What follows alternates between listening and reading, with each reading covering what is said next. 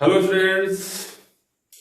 आज आपकी class 11th के एटॉमिक स्ट्रक्चर का नेक्स्ट पार्ट बताने जा रहा हूं, जिसमें आज आपको किसी भी परमाणु के विभिन्न कक्षाओं में इलेक्ट्रॉन किस तरह से प्रवेश करते हैं, कैसे बढ़ते हैं, उसके कुछ रोल्स हैं।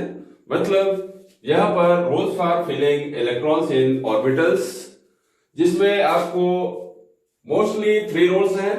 इसमें अबाव प्रिंसिपल है, पाउली एक्सप्रेशन प्रिंसिपल्स है और होल्ट्स रूल्स है। मतलब आपको अबाव का नियम है, पाउली अपवर्जन का सिद्धांत है और हुंड का नियम। ये 3 महत्वपूर्ण जो रूल्स हैं आपको पढ़ने हैं। अब इसको हम एक तरफ से एक एक करके बता रहे हैं। सबसे पहले आपको अबाव रूल्स पढ़ना है। अब आप यहां पर सबसे पहले अबाव प्रिंसिपल देखिए। अबाव का नियम। अबाव एक वास्तव में जर्मन शब्द है जिसका अर्थ होता है क्रमिक रचना, मतलब बिल्डिंग अप, अर्थात इसे क्रमिक रचना का नियम भी कहा जाता है। इसके अनुसार इलेक्ट्रॉन सबसे पहले न्यूनतम यानी मिनिमम एनर्जी लेवल पे जाता है, लोएस्ट एनर्जी लेवल पे सबसे पहले प्रवेश करेगा। इसके बाद इलेक्ट्रॉन्स क्रमशः बढ़ते हुए ऊर्जा स्तरों में प्रवेश करेगा और लास्ट में सबसे मैक्सिमम एनर्जी लेवल पे जाएगा। मतलब यदि इसको आप यहां पर देखें, इसको नोट भी कर सकते हैं। Aufbau principle, the electrons are filled progressively to the various suborbitals in their order of increasing energy। यहां पर ध्यान दें, ये increasing energies starting with the suborbit of lowest energy। मतलब इलेक्ट्रॉन सबसे पहले लोएस्ट एनर्जी लेवल के ऑर्बिटल्स में प्रवेश करेगा, इसके बाद क्रमशः वो बढ़ते हुए ऊर्जा स्तरों पे प्रवेश करता है। यही है अबाव का नियम।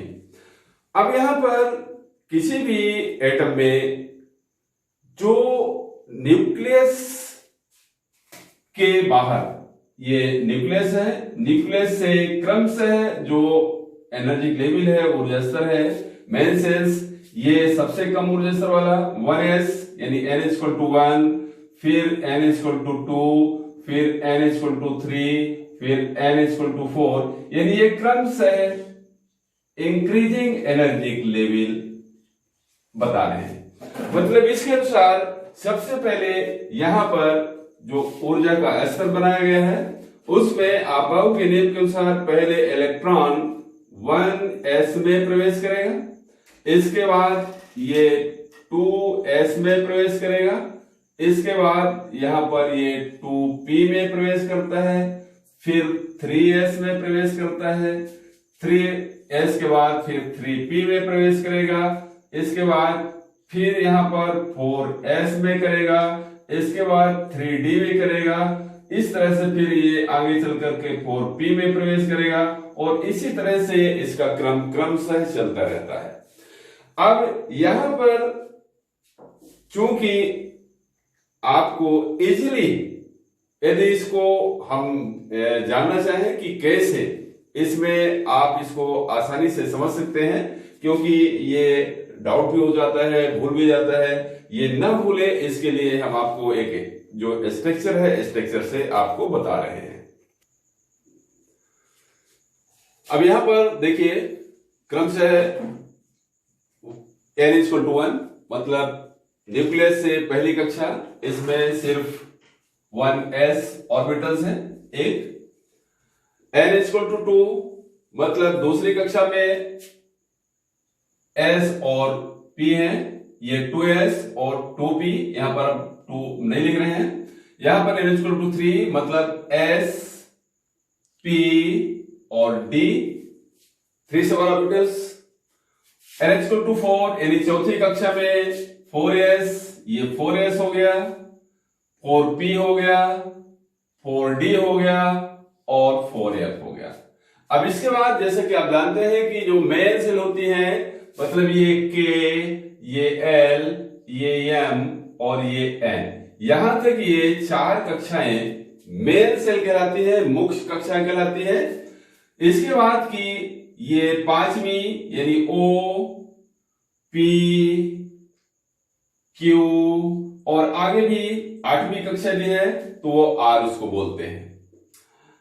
यहां पर सभी में अभी थोड़ा सा आपको हमने स्टार्टिंग में बताया था कि कुछ लोग केवल 4 ही कक्षाएं मोस्टली मानते हैं, लेकिन यहां पर आपको हमने बताया था स्टार्टिंग में कि कुल 8 कक्षाएं किसी भी एटम में हो सकती है, मैक्सिमम, उससे ज्यादा नहीं हो सकती हैं, जिसमें से 4 जो होती हैं ये मेन सेल होती हैं, K, L, M और N।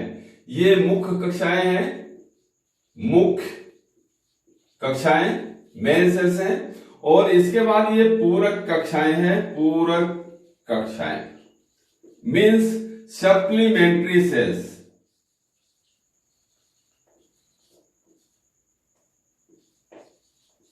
ये सप्लीमेंट्री सेल्स है 4 के बाद। अब यहां पर इनमें जो रिलेशन है वो आप जान लो, ये सप्लीमेंट्री और मेन सेल में कैसे। ये तो जानते हो सप्लीमेंट्री मतलब पूरक, तो लगभग सभी स्टूडेंट जानते हैं क्या होता है। जैसे मान लो कि क्लास में ही कोई 10th क्लास में यदि पूरक आ गया, सप्लीमेंट्री है, तो उसको हम किस क्लास में मानते हैं? उसको वो प्रोविजनल एडमिशन 11th में तो ले सकता है, लेकिन वो अभी 10th के जो भी उसके प्रॉपर्टीज हैं, गुण हैं, वो 10th में रहेंगे। मतलब उसको 10th और 11th दोनों का माना जाएगा।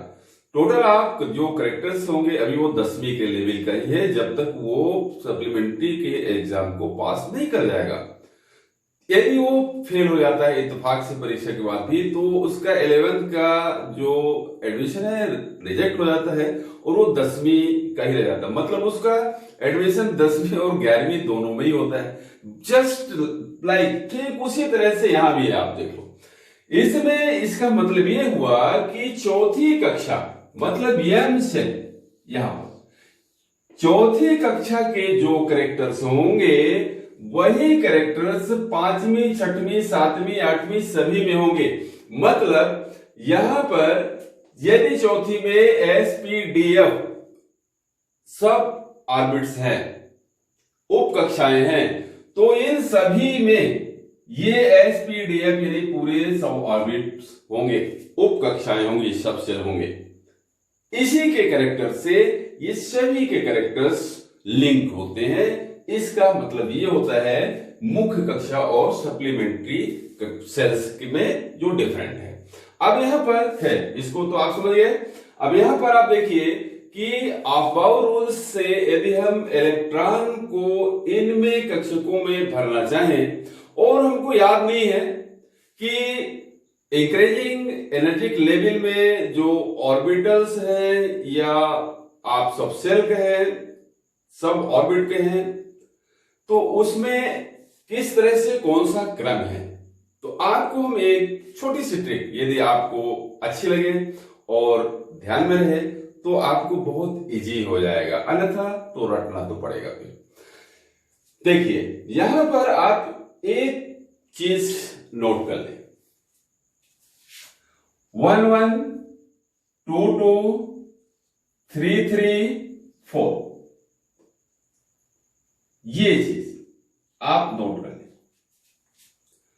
1 1 2 2 3 3 4, ये फिगर यदि आपको याद हो गया तो ये कभी भी आपको ना तो भूलेगा और न ही इलेक्ट्रॉन भरने में आपको कोई भी डिस्टर्ब हो सकता है, कभी भी नहीं, कहीं भी नहीं।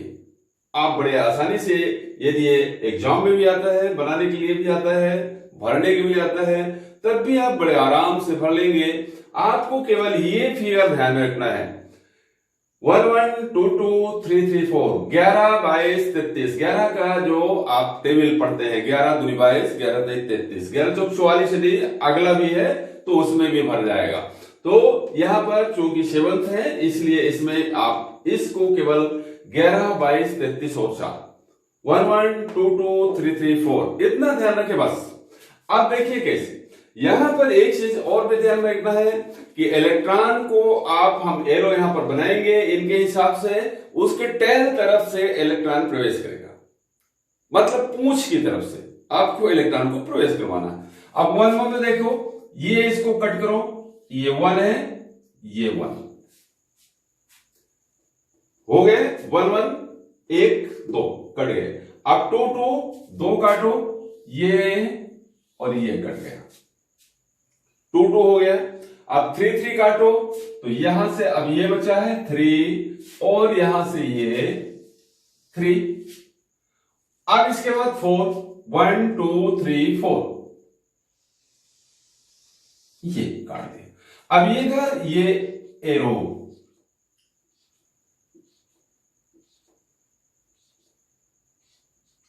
बस आपको क्या करना है कि ये टेल से इलेक्ट्रॉन इधर से प्रवेश करेगा और ये हर बार ये टेल हो गया, फिर ये टेल हो गया, ये हेड है, ये इलेक्ट्रॉन इधर से भागा इधर से आ गया, ये इलेक्ट्रॉन इधर से भाग रहा है और ये आ गया, ये इलेक्ट्रॉन इधर से भाग रहा है और ये आ गया, ये इलेक्ट्रॉन इधर से भाग रहा है दौड़ता हुआ और ये प्रवेश कर गया। बस यही है अबाउ रूल्स। अब इलेक्ट्रॉन सबसे पहले कहां प्रवेश करेगा, 1s में, इसके बाद कहां प्रवेश करेगा, ये 2s है, 2s में प्रवेश करेगा, इसके बाद फिर ये कहां जाएगा, ये देखो 2p में, फिर 2p से 3s में, 3s के बाद ये कहां जाएगा, ये 3p में, 3p से ये 4s में आएगा, 4s के बाद इलेक्ट्रॉन कहां जाएगा, ये देखिए 3d में इलेक्ट्रॉन प्रवेश किया, 3d के बाद ये 4p में इलेक्ट्रॉन प्रवेश कर रहा है, 4p के बाद ये 5s में इलेक्ट्रॉन प्रवेश कर रहा है, 5s के बाद इलेक्ट्रॉन कहां जाएगा, कुछ भी नहीं देखना है, आप इसको फॉलो करिए। और यहां पर देखिए ये 4d, यानी इलेक्ट्रॉन 4d में प्रवेश करेगा, 4d के बाद यहां पर 5p है, 5p में इलेक्ट्रॉन प्रवेश किया, 5p के बाद ये 6s में इलेक्ट्रॉन प्रवेश किया, 6s के बाद इलेक्ट्रॉन कहां जाएगा, आपको कुछ भी नहीं सोचना, इसको फॉलो करिए। ये इलेक्ट्रॉन कर रहा है 4f में प्रवेश, 4f के बाद कहां जाएगा, ये 5d में, 5d के बाद कहां जाएगा, 6p में, 6p के बाद कहां जाएगा, 7s में। बस यही है अबाउ रूल, बिल्कुल सबसे सस्ता सरल टिकाऊ, आपको इसको ध्यान में रखना है। यदि ये आपके फिगर समझ में आ गया तो ये अबाउ रूल्स समझ में आ जाएगा, ठीक है।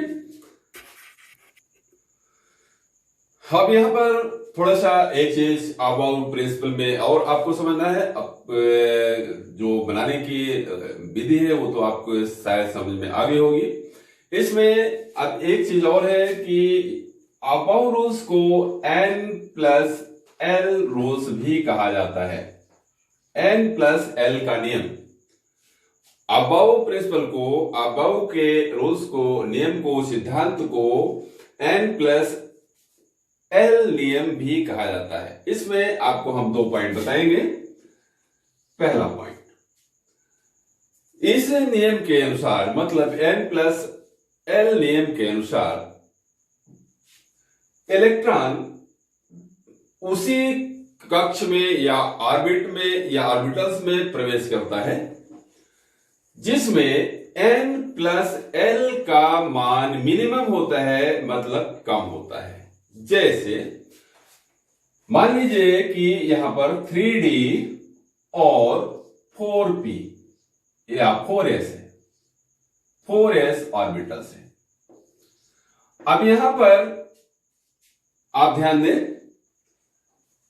कि इलेक्ट्रॉन 3d में पहले प्रवेश करेगा या 4s में प्रवेश करेगा, ये आपको जानना है। तो N+L नियम से आप बड़े आसानी से इसको बता सकते हैं। जैसे यहां पर n का मान 3 है अब यहां पर प्लस डी के लिए आपको एल का मान कितना होता है, एल का मान आपको ध्यान में रखना है, एल के मान एस के लिए 0, पी के लिए 1, डी के लिए 2 और एफ के लिए 3 होता है। ये आपको ध्यान में रखना है। यहां पर चूंकि डी के लिए कितना मान है, 2 है, तो एल का मान आप रख दें 2 = 5। अब यहां पर देखिए एन का मान कितना हुआ, 4 प्लस एस के लिए एल का मान कितना है, 0 है, 0 = 4। मतलब इलेक्ट्रॉन कहां प्रवेश करेगा, सबसे पहले 4s में प्रवेश करेगा, इसके बाद ही 3d में प्रवेश कर सकता है। अब इसमें सेकंड रूल्स, इसमें दूसरा पॉइंट यह है कि मान लीजिए कि n + l का मान 2 इक्वल होते हैं, मान लो दोनों मान इक्वल हो गए, तो फिर इलेक्ट्रॉन कहां प्रवेश करेगा, उसमें आपको ध्यान में रखना है। ऐसी परिस्थिति यदि आती है कि n + l के दोनों मान इक्वल हो गए, तब इलेक्ट्रॉन उस ऑर्बिटल्स में प्रवेश करेगा जिसके लिए n का मान मिनिमम होगा। ध्यान रखें, जिसके लिए n का मान मिनिमम होगा उसमें इलेक्ट्रॉन पहले प्रवेश करेगा। जैसे आप यहां पर ध्यान दें, मान लीजिए कि आपके पास 3d और 4p है, 2 ऑर्बिटल्स हैं। अब हमें जानना है कि इलेक्ट्रॉन 3d में प्रवेश करेगा या 4p में प्रवेश करेगा, क्योंकि यहां पर यदि n + l के मान हम देखें तो n का मान यहां पर 3 प्लस d का मान आपको मालूम है 2 = 5 हो गया। अब इसमें देखें आप, इसमें n का मान 4 हो गया, प्लस p के लिए 1 = 5, दोनों के मान 5 आ रहे हैं, इसका भी 5 है, इसका भी 5 है। तब ऐसी परिस्थिति में आप कैसे जानेंगे कि इलेक्ट्रॉन किधर प्रवेश करेगा, n + l के नियम के अनुसार? तो उसी का दूसरा रूल है कि ऐसी परिस्थिति में इलेक्ट्रॉन उस ऑर्बिटल में प्रवेश करेगा जिसमें n का मान मिनिमम होगा। तो अब यहां देखें 3d में n का मान 3 है, जबकि 4p में n का मान 4 है। मतलब इलेक्ट्रॉन पहले 3d में प्रवेश करेगा। यही है अबाव रूल्स और n + l का नियम। अब यहां पर आपको शायद अबाव रूल्स में कोई प्रॉब्लम नहीं होना चाहिए। आपको ये वीडियो कैसा लगा, इसको आप कमेंट्स बॉक्स में जरूर भेजें, या कोई इसमें आपको और भी जानना है, कोई ऐसी चीज रह गई है उसके बारे में भी आप अवश्य लिखें। यहां पर आज अबाव रूल्स के पश्चात ये वीडियो यहीं पर समाप्त करते हैं। नेक्स्ट रूल्स जो पाउली अबोर्जन का सिद्धांत है और हुड्स का रूल्स है वो हम नेक्स्ट वीडियो में देंगे। आज के लिए इतना ही। Thank you.